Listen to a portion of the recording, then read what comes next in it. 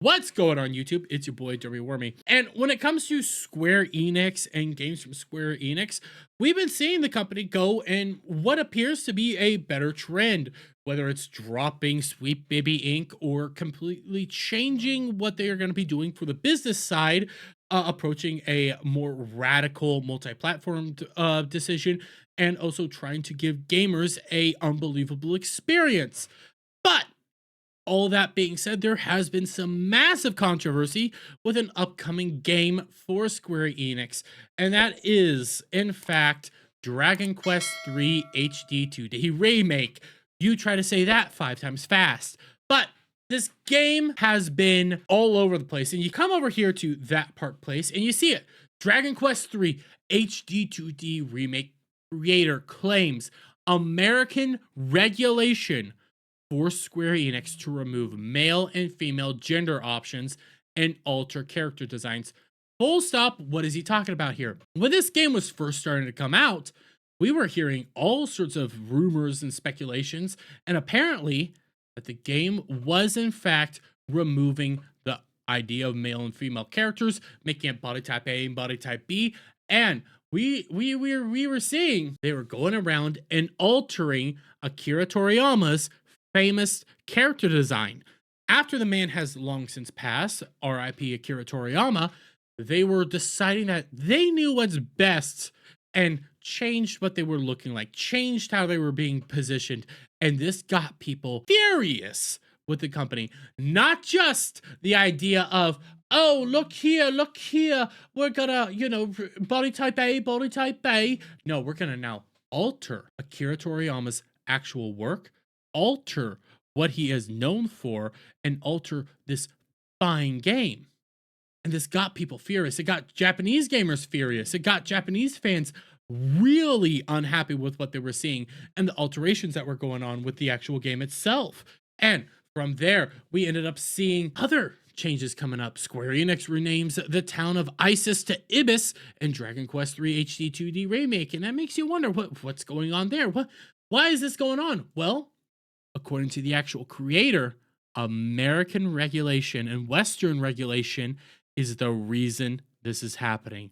And this gives a little bit more credence to a lot of this stuff isn't being done in Japan and the East by choice.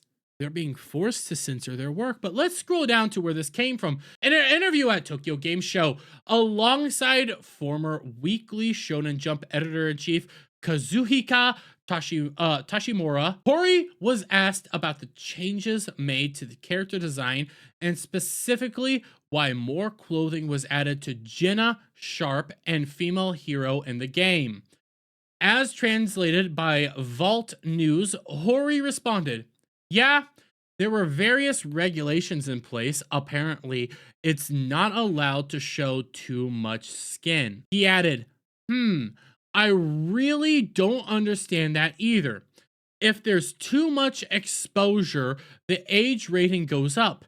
It means we won't be able to sell it as an all ages product. So first off, he's already addressing the character redesigns and why they're covering some of these characters up and changing how they appear. Because they were forced to. They were forced to do it by regulators. Because if they didn't do it, their game couldn't be EE anymore. It couldn't be for everybody.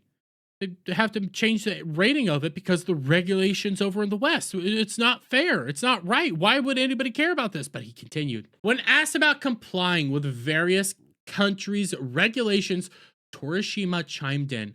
Under the name of compliance, it is like an absolute god, an evil disguised as good.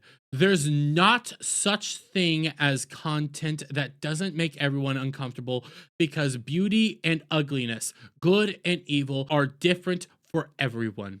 There are few things that absolutely must not be done. As long as you follow those, you're free to do the rest, he added.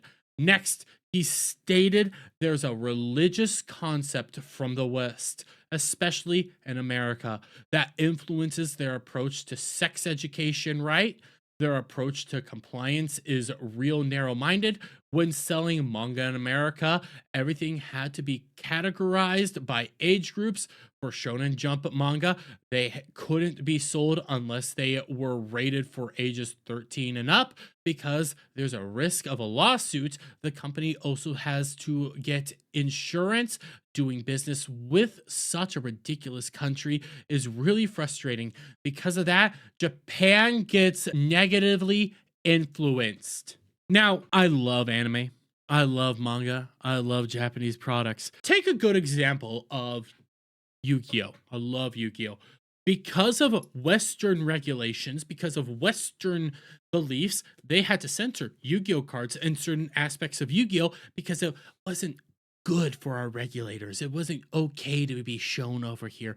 Even the religious side, this has been a thing forever, but now the religious side isn't fully in charge. The real issues coming in with the wokest side, which is also religion. Let's not mince words here, but they are also pushing an ideology and also causing regulation to be put upon these games, to be put upon this and to make change. Yes, they're taking it from, oh, it's the Bible thumpers and, everything that's been put into place, but a lot of that has actually gone away. We're now seeing that it's coming back, but not from the side that did it in the first place. Hori then addressed the removal of the choice to choose between male and female. And Dragon Quest, you used to be able to choose between male and female main characters, but now you can't choose between a man and a woman anymore. We have labeled them type 1 and type 2, he added.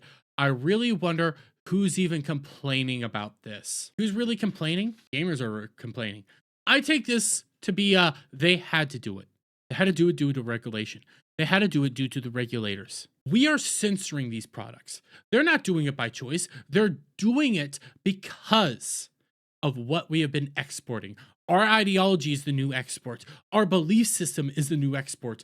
The woke mind virus, as a lot of people have come to call it, is the export. And it's starting to impact other people's games, other people's products, other people's ideas. And they're having to do whatever they can to actually get around that. And you take his last little thing. We have to label them body type 1 and body type 2, he added. I really wonder who's even complaining about this. Take that for a moment. You can take this either way. I don't have the vocalized context here, but I could probably take it in the context they're already doing. They're talking about censorship. They're talking about changes. They're talking about this stuff that they're being forced to implement. People that complain about it are the wokies. The people that freak out about it the most are the wokies. Everybody was perfectly fine with male and female. Oh, but the wokies weren't. The wokies had to have body type 1 and body type 2 because of the gender ideology, because of all that stuff. And when it comes to me, I'm usually very lenient on body type 1, body type 2, because it's very easy to figure out which one's which. I've had whole debates on this exact channel with some of my friends of thinking it's the least concerning thing right now. There's other issues. Covering up of characters, changing words, changing dialogues, things of that nature. Localizers getting their hands on it and forcing in their own BS. That's what I care more about than body type 1, body type 2. But if the fact that they're being forced to do body type 1, body type 2 due to regulation, and what's being forced by America, what's being forced by Western developers and Western policy, that really starts changing stuff, and that starts showing that Japan's not even down for this. The people putting these games out aren't even down for this. They don't like doing this. They're being forced to do it by some BS bureaucrat that doesn't even know a darn thing about it. But oh my god, their ideology sure as heck knows.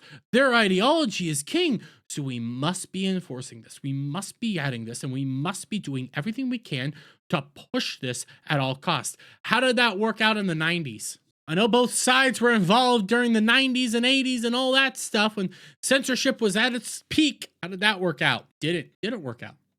But we're seeing it come back again. But it's a different side that's doing it now. It's a different belief system that is doing it now.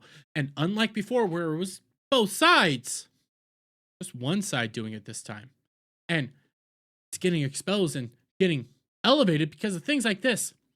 Elon Musk weighs in on Dragon Quest creator accusing Americans' regulations of forcing removal of option to choose between male and female genders. This is insane. That's all he said. Not much, but that's what he said. And the sole fact that Elon Musk gets involved in this, the Elon Musk elevated this, that gets more people acknowledging it. That gets more people hearing about it. And that gets more people realizing that American regulators, that Western regulators, that Western individuals, that a Western bureaucrat is the reason this is going on. It is the reason our games are being censored and changed. It's not from Japan. I've been on this chain for a while. I've been saying something's not adding up. There's something weird going on with Dragon Quest and Square Enix because nothing was lining up right. And now it very easily looks like and appears that Square Enix had nothing to do with this. Japan had nothing to do with this. This was all our American bullcrap.